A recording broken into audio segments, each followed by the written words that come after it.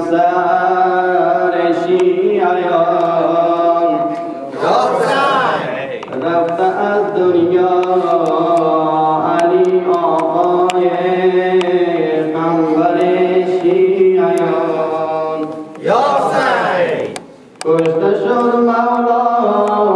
علی از عرش می آید بگوش غرق خون محراب شد از خون حیدر شیعیان موگیان زینب حسن گریان حسین بر سر زنان سینه کوبان در جنان زهرای اطهر شیعیان اشک غم بارد ز دیر عیسی و چرخ چارمین زهیری از بصر خون آوریدان شیعیان صلوات محمدی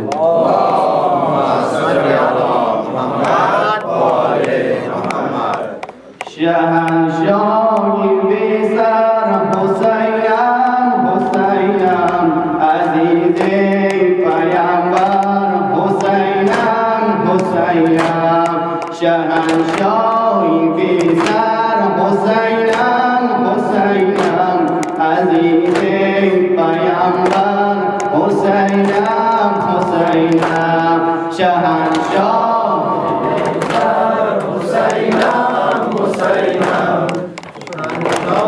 بی سر حسینم عزیز پیامبر حسینم شهنشاه بی سر حسینم عزیز پیامبر حسینم سنگردد قفاوال بکش تو افشان سنگردد قفاوال بکش تو افشان جدا شد پیکر حسینم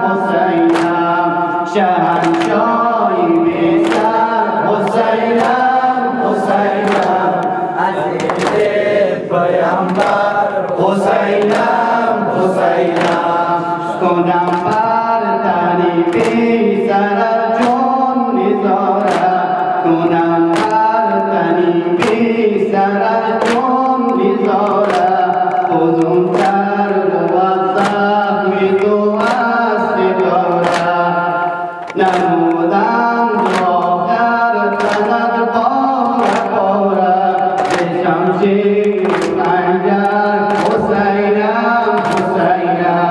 شهنشاهی بی سر حسینم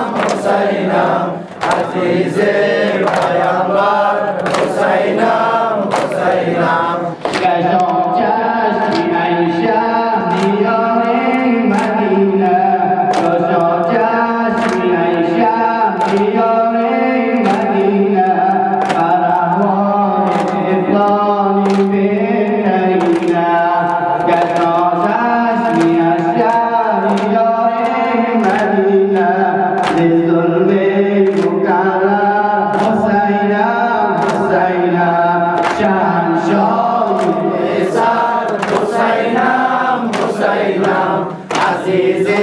پیامبر حسینم چرا گشت دوریان تنی جا کجا کرد چرا گشت دوریان تنی جا کجا کرد بگندن تراشیم رو پس چرا گشت دوریان تنی جا کجا کرد بگندن تراشیم رو پس